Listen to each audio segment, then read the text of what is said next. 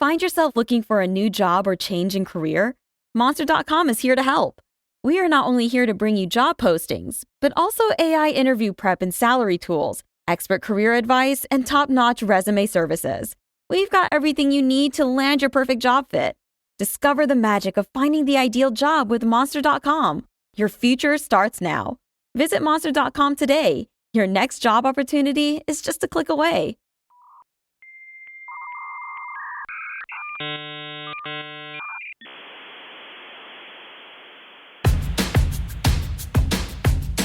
I'm as mad as hell, and I'm not gonna take this anymore! Howdy, friends. Welcome back to the show. My guest today is Jen Singer, and her gist is really all about what the hell do you do when shit happens and you're in this window between what's wrong with me and when the doctor says what do I do and then what's next. There's no greeter in the shit happens store like a Walmart guy to say, go here, do this, make sure this happens. It doesn't exist unless you're lucky to have somebody like I did, and that she kind of did but really didn't. She's the creator of How to Be Sick. She is a cancer survivor, a heart failure survivor. Is that a word? Do you survive heart failure? Well, she's still here, so she survives. And she's an outspoken hater of Dr. Google, which I think we could all agree, nodding our heads, that is a bad thing. So she wrote a series of books called The Just Diagnosed Guidelines that she wants you to know about because they're funny, they're witty, there's lots of empathy, and the dark humor you need to make sense of the inanity that befalls you when shit happens. Jen Singer coming up right now.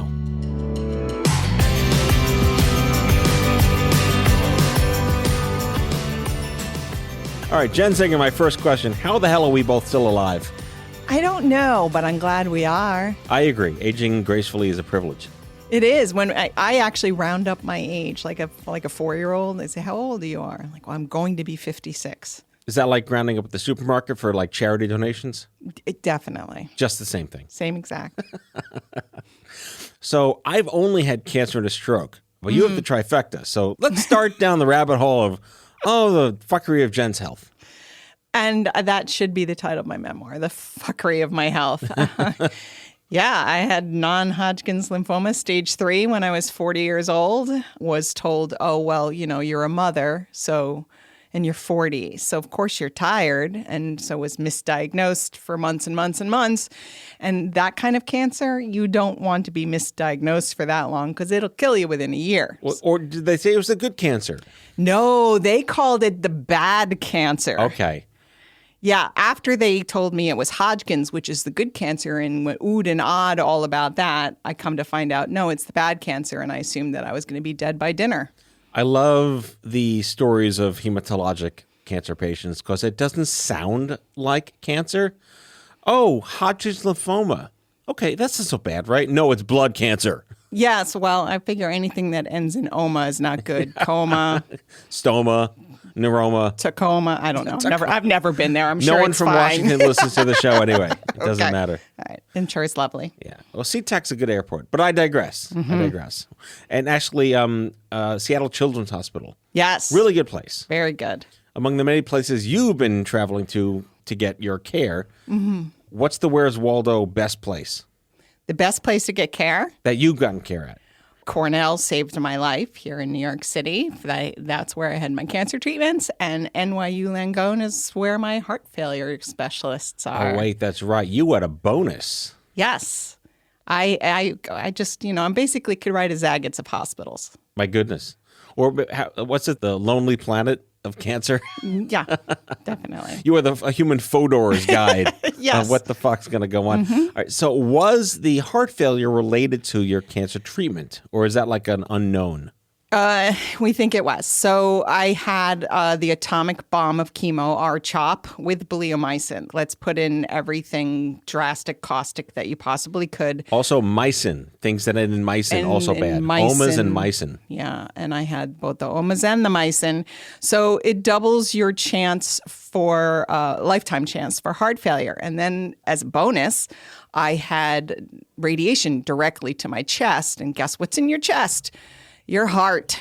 And other somewhat important things. A few things, but it got rid of the cancer, which is good, or else I would not be here. So yes, it increased my odds of having heart failure. However, I was doing just fine. Frankly, it was 2020 in the before times. The before times, yes. And I had gone to Sedona with my two sons who were then in college. We had been hiking. One of them has the mile record at Ithaca College, and I was keeping up with, not running, but I was keeping up with him. So I felt fine. And then I got this little virus you may have heard of called COVID in February 2020. You were an early adopter like me. I had it in 2020 in February also. And of course, that was when it was just one guy from Wuhan. So there weren't even tests. No. I couldn't even get tested. And it was a few weeks later that all of a sudden, basically the electrical system in my heart started shutting down. So the way I describe it is that chemo and radiation filled the barn full of dynamite and COVID went and blew it up. I didn't even know I had COVID. Me either. I just remember feeling like shit for a week in February. And no one was really paying attention to this stuff. It was whatever it was, hearsay on the news and whatnot.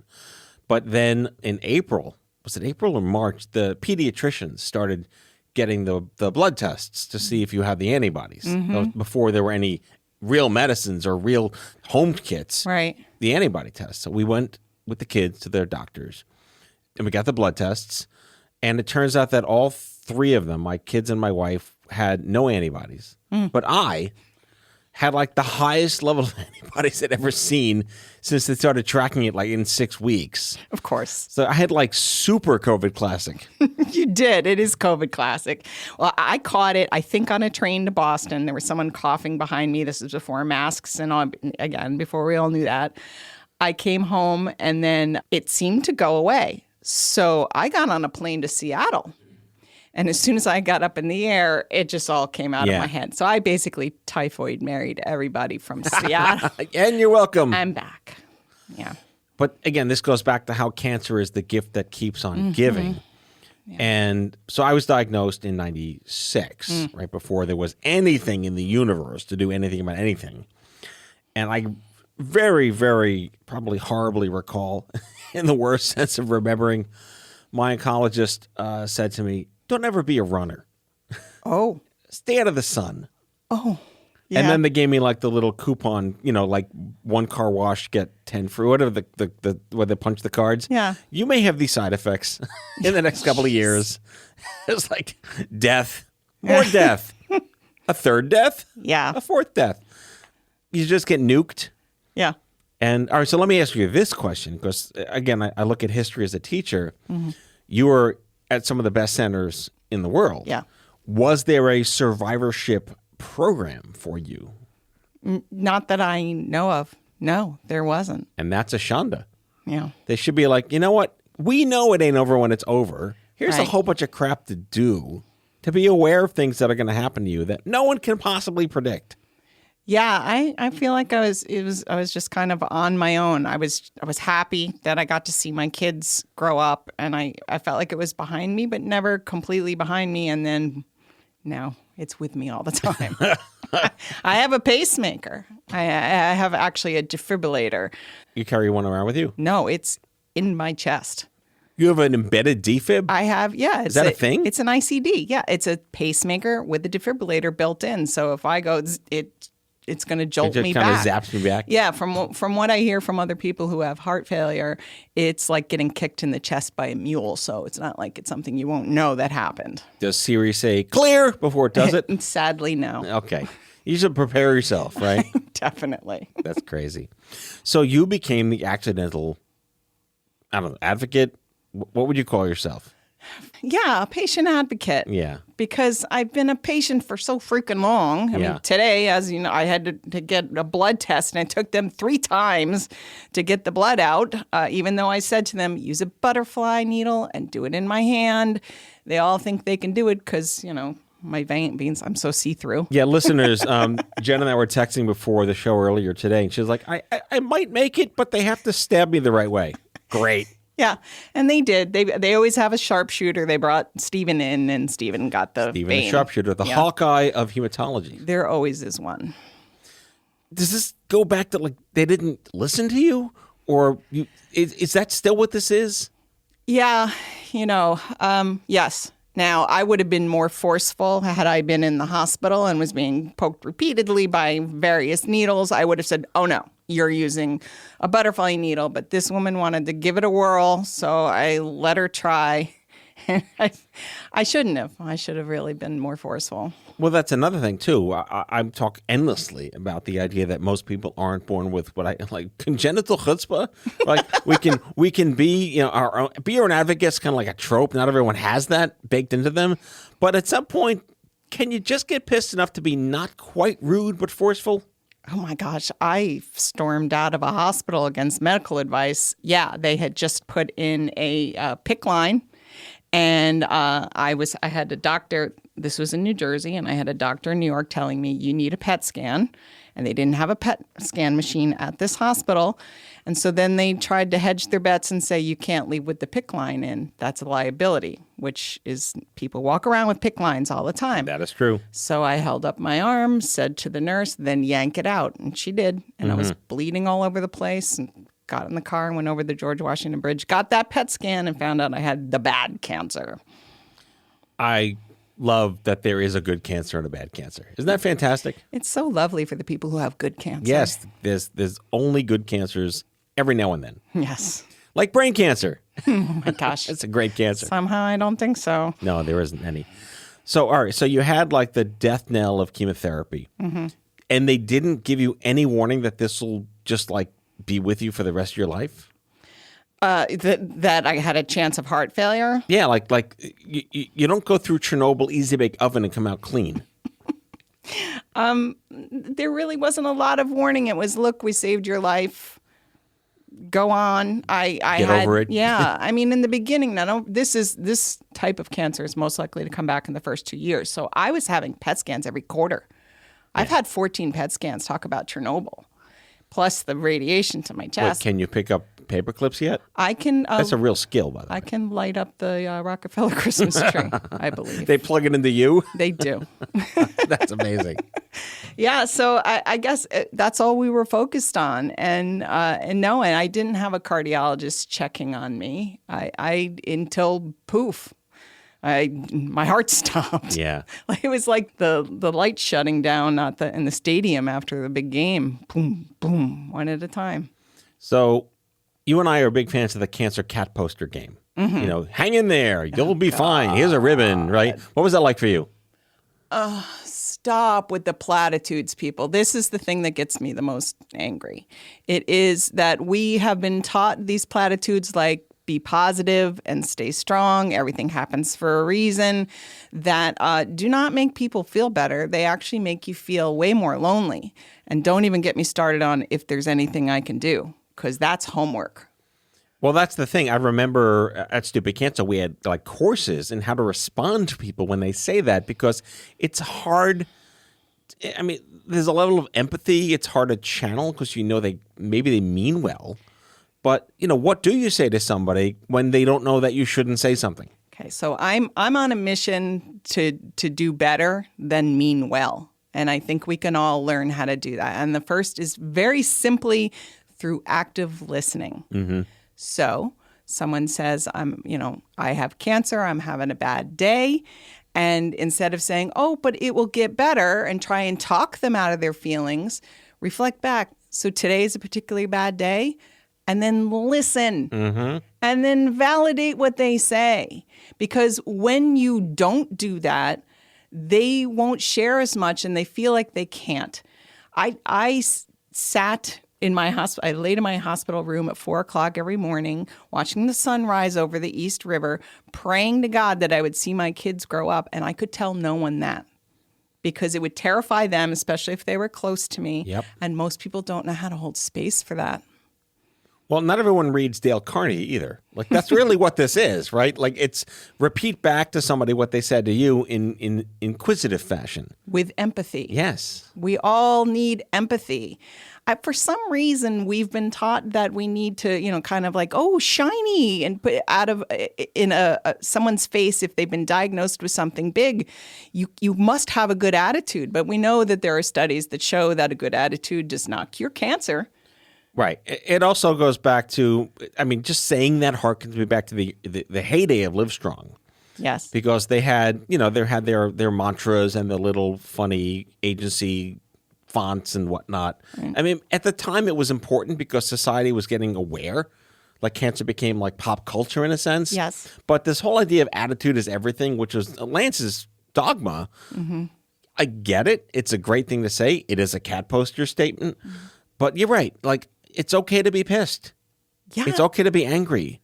If you can't be pissed, angry, and sad when you have when death is ringing your doorbell, I don't know when you can be. Right. Ding dong. It's rang my doorbell twice, and I would like to move. It's always every Family Guy episode where the doorbell rings and it's death outside the door. Yes. That was our lives. Yes. I've lived it way too much. And the last time was in 2020 when my son, who was in his senior year in college and New York had shut down and he had come home and was finishing up his art project, had to drop me off at the ER. And thank God that he wasn't allowed in. COVID. Yeah. COVID. He wasn't allowed in. And honestly, that was the most wonderful thing for me, to not have visitors, because I always felt like I had to take care of everybody else and how they felt about me. This way, even the nurses didn't want to come in my room because I had COVID. Well, the mom genes kick in too. Like, you have to just care for everyone all the time anyway. Yes, that's true. There's a little bit of that. But it gave me sort of it was like a do-over. I got to do over the feelings that I had when I had cancer, when I had heart failure, and do it right this time. So I'm a cancer patient, which I was, but I'll role play here. Someone says to me, I'm so sorry, or what can I do? What's the worst conversation that can exist, and how can a patient respond in a way that may educate? You can't say, well, ask me this and react to this. So if somebody says, if there's anything I can do, I feel like that's homework, because now you, the patient, have to come up with something for me to do. So instead of doing that, if someone says that to me, if there's anything I can do, I would say, yes, actually, there's a couple things that you can do. There is a Facebook page where there's a list of things where you could be, taking me to chemo or whatever it is. If you want to do practical things, schedule it so I don't get 3 lasagnas in 1 week. That would be a helpful thing, being in charge of that kind of a thing. Wait, have you gotten 3 lasagnas in a week? No, I was so lucky the first time when I had cancer, one of my neighbors set up not only that the entire neighborhood was cooking for us, which we had just redone our kitchen. We had no kitchen. It's a great time to have cancer when you don't have kitchen.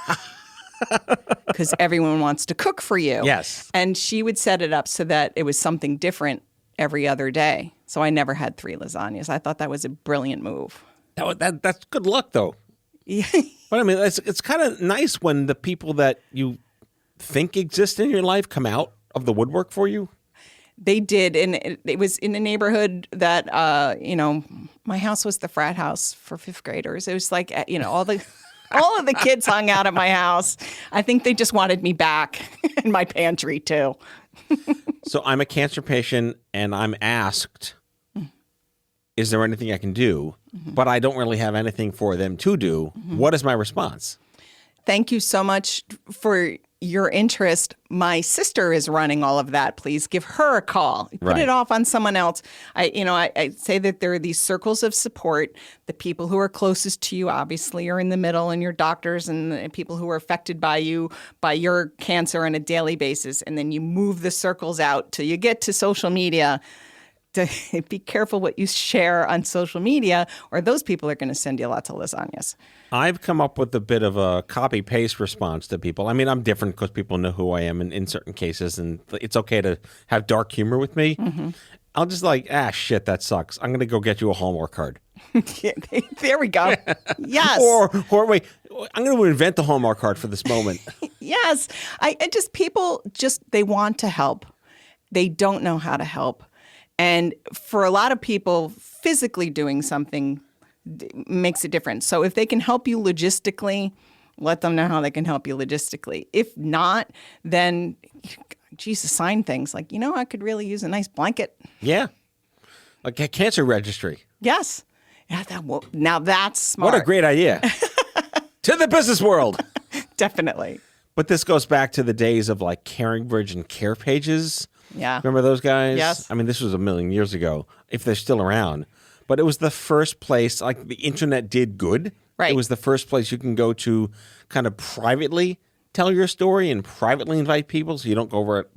So social footprints didn't exist back then, but the stigma was there so much. And you could create your own, like, I need this. And people would literally check off the things that they can do for you. Yeah, and they still have things like that. But I think more people use private Facebook pages for things like that. Right. And also just have someone who is on your side who can sort of run interference. Again, like a sister or cousin or somebody who's not in your house living with you day to day, put them in charge. All right. On that note, we're going to take a quick break, and maybe you'll hear an ad for Sloan Kettering. I can't guarantee that, but maybe that's karmic. Sounds good. Anyway, we'll be right back.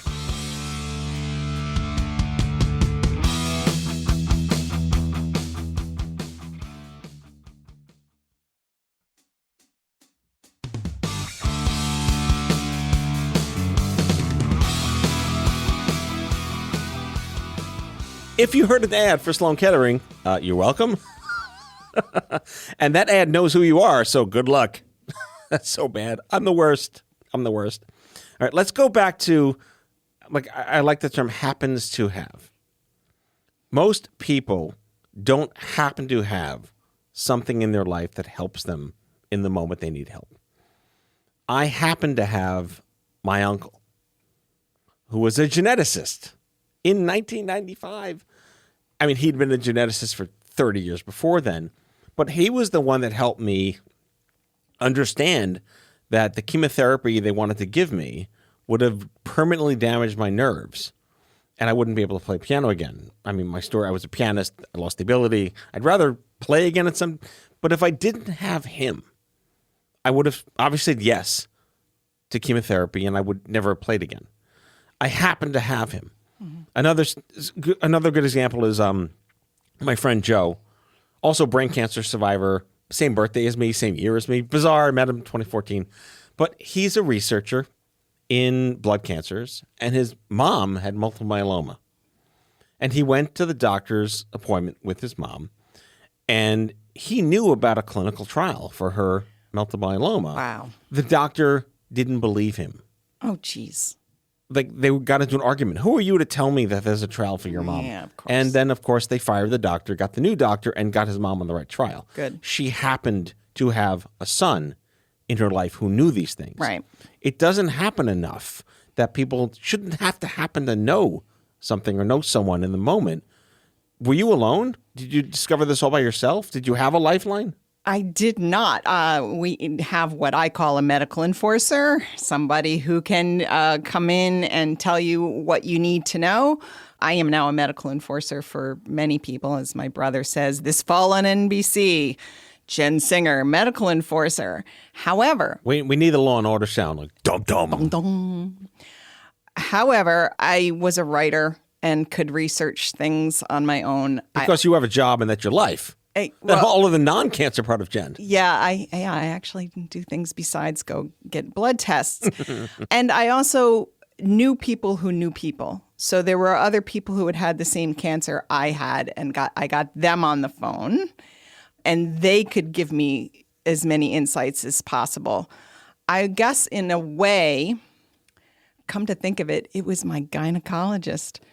I was on an email basis with my gynecologist because I had had endometriosis before this. Oh, so there's 4 things now. Yeah. Wait, we're going to start the track record here. Yeah, I know. So I already knew something because You're a catch. of him. I know. You are a catch, Jen. So it's not fair to people because I'm bionic because of my pacemaker. So Yeah, I emailed him in the middle of the night, said I'm in this hospital where they don't have a PET scan machine, and what do I need to do? And he gave me the name of somebody in New York to go to. So that's often what you need. So in a sense, you happen to have somebody that you didn't realize you happened to have. Yes, I did. My gynecologist was the one who gave me the name and explained a few things to me so I could understand along the way.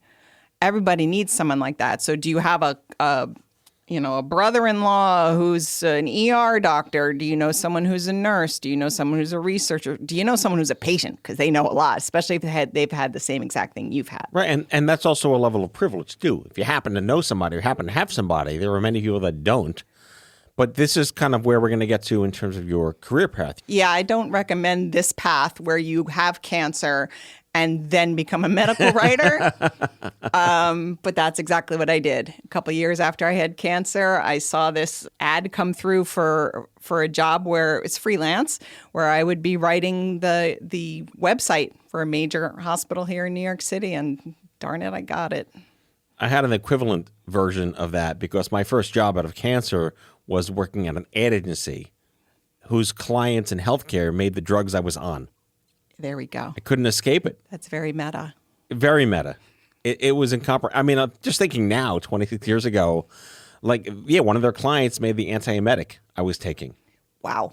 In Yeah. 1996. That's lemons to lemonade. Really? Might as well make money off the damn thing. It's a good living. Exactly. Wasn't quite recompense for nearly dying because I wanted to do something else. But hey, roll with the punches. Yep. But this also goes back to this concept, and this is an endless, unsolvable mystery. Mm-hmm. I always talk about healthcare, like rare disease and life-threatening shit, as the store you don't want to shop in, but someone else decides what the prices are. Yeah. And irrespective of insurance or coverage, there is no concierge that greets you at the door of Walmart Oncology that says, oh, over here, do this, do this, do this. And it's not that often that someone has that. I mean, navigator is a kind of just the jargony term at this point now to help you understand all these practical things, not the clinical things, the practical things. And that's kind of where you really also found the niche for yourself. I always say we're taught how to be healthy, but we're not taught how to be sick. There is a way of being when you're sick where you learn to navigate both the logistical and the emotional parts of being sick that I have learned along the way. And so when I joined the heart failure boards on Facebook after I got heart failure, I saw people after people coming through terrified because they had Googled their heart failure. Wait, I'm sorry. What is Google? It's this thing where you go on and it scares the crap out of you because the statistics for heart failure across the board online are old, wrong, and scary. And so all of them thought they'd be dead in a few years. And that's when I got the idea, I need to use my medical writing experience and my experience as a patient and sort of give them, this is what you really need to know. Stay the heck off of Google. So you didn't write Google an angry letter like my dad would have done? No, I don't Dear think Google, your search results were terrible. Can they stop scaring me, please? No, I did not, but I wish I had. Yeah, so it's like how to be sick? Yes, how to be sick and how to support someone who's sick. So I created these guides called Just Diagnosed Guides for that reason. And I wrote one on heart failure for those patients who are terrified. And then I wrote one on sarcoidosis, which I was diagnosed with and then undiagnosed from. That sounds less terrifying than non-Hodgkin's lymphoma. What is that? It's like a collection of errant cells that can collect anywhere in your body. But in my case, they thought it was on my heart and that's what had shut down my electrical system. Come to find out, my current doctor says, now I think that what lit up your PET scan in 2020 was actually COVID. Okay. You have lymphoma. No, wait, it's just a cough. Basically. Go take Robitussin. You'll be fine. I had that. They did. They told me that, actually. What, Robitussin? I was told I had pneumonia, and Okay. it was a tumor the size of a softball. Yeah. And I later read the report, which was in medicalese, and I translated it, and it says possible tumor. Basically, go have it checked right away. And that doctor did not do that for 2 whole weeks. Mm-hmm. Don't you hate it when you know the research better than medical people? That was before I knew stuff, too. Yeah. But again, the olden days of bringing stacks and stacks of paper to doctors when you print out from Google has now become like, here's my thumb drive. Please review all of this stuff. Yeah, like they're going to do that, too. But I'm always positive. I mean, I'm rarely optimistic, but in this particular sense, 99% of doctors mean well. Hippocrates is important to all of them, and they do their best to make sure they're as up to date as possible. But not everyone's going to be a surgeon mechanic, and not everyone's going to be an empath. There's always a balance between who you're talking to. But irrespective, I hate to say this because it sounds too easy, but if you're on the receiving end of conversations that make you uncomfortable, fire that person and find someone who you enjoy actually having to deal with. Actually did this to my mother who has Parkinson's. Her doctor kept ignoring her, or she kept telling her how sick she felt. She goes, that's just the Parkinson's. That's just the drug you're on. Fired her, wound up getting another doctor who said, oh no, that is actually withdrawal from this particular drug. It's like coming off of cocaine.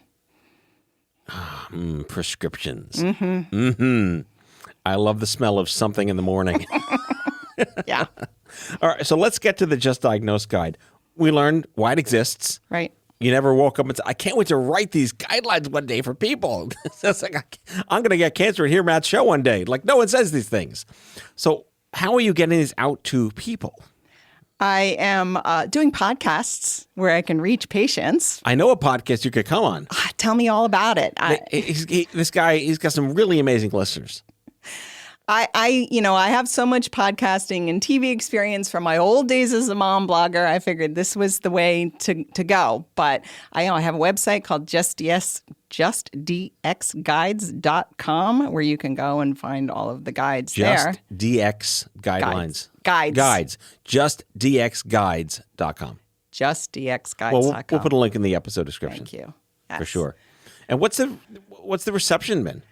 So patients especially feel like, oh, you're speaking on my behalf. You're saying things that other people won't say about how what people say to you makes you feel bad, giving you the real inside scoop of what it's like to get a PET scan or to get a biopsy.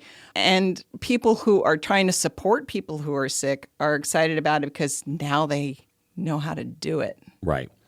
Yeah, you become the divining rod in a sense, right? Yeah. And I like your angrier version, though. I am a little bit angry. Aren't you angry? I think that permission to be pissed is underrated. Yeah. I mean, just don't go out and do mean things about it. But enough with the ribbons and the wrist. I think we've gone past the ribbons and wristband stuff. Like, thankfully, the pink blenders and the pink M&M, we've moved past the sort of superficiality. And honestly, I give credit to breast cancer advocates. Like, we're not pink. The country just thinks by donating they're going to help us. Right. They're not. And patients as consumers kind of forced that change. Do you feel like if you start to think of yourself as just a consumer advocate who happens to be a patient, that's what you're doing? Yes. And showing people that you don't have to just stick with a doctor because that doctor is nice and lives near you. You can go somewhere else. That there are medicines that are going to make you feel this way. They're going to call it discomfort. It's pain. Yes. They're going to use euphemisms. I'm going to tell you how it really is. Softer language never works. No. George Carlin had a great bit about how we went from shell shock to battle fatigue to post-traumatic stress disorder. Like more syllables and softer language. No, it's fucking pain. It is pain, and it is painful to be a patient. And if the more we share with each other what we go through as patients and tell other people who are supporting patients, the better off we all are. It's tribal wisdom at its finest.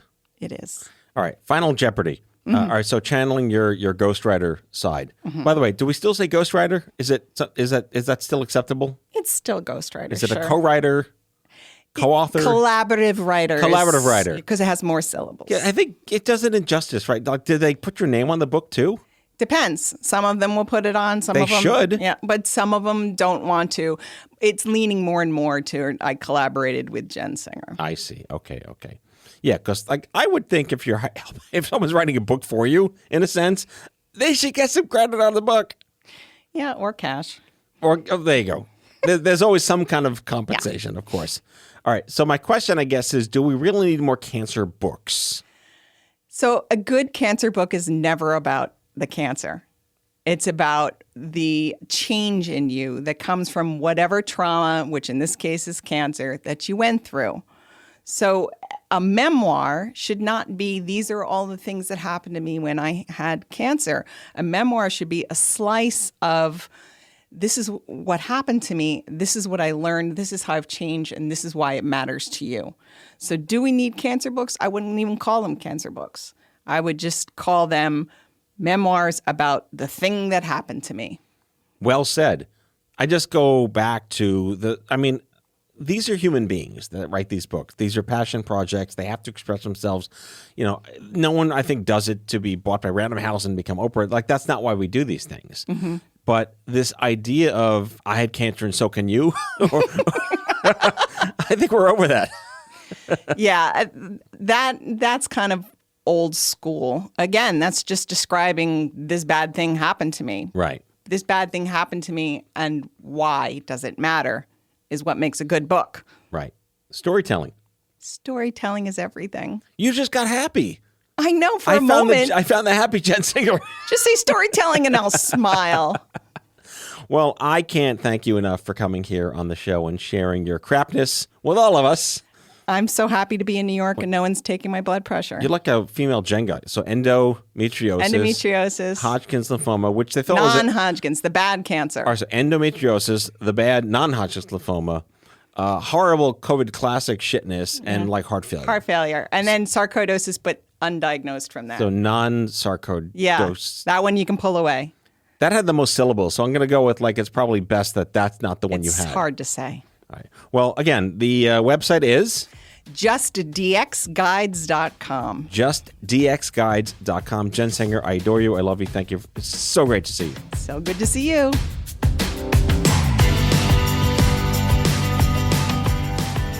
Out of Patience with Matthew Zachary is an Off-Script Health production. The executive producers are Matthew Zachary and Andrew McDowell. Our senior producer is Sarah Rosa Davies.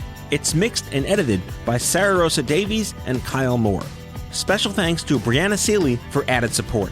If you like the show, ratings and reviews are always welcome. Leave us a message anytime at 855-AUDIO-66. That's 855-AUDIO-66 to share your healthcare shitness with us, and we might just play them on the air on a future episode. For more information about this show and Off-Script Health, visit offscript.com. That's offscript, no T.com.